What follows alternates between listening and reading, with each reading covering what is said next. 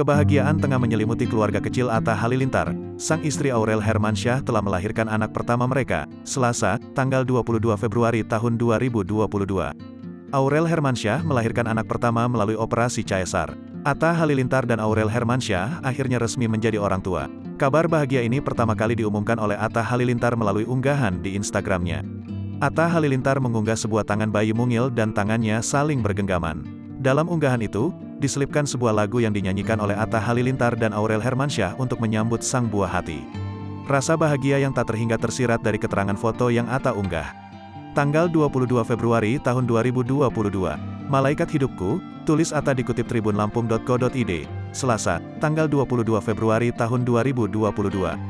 Di Instagram story-nya, Atta Halilintar juga nampak menyampaikan rasa syukur atas kelahiran anak pertamanya. Unggahan tangan mungil bayi Atta dan Aurel ini baru diposting sekitar 30 menit yang lalu saat artikel ini dibuat.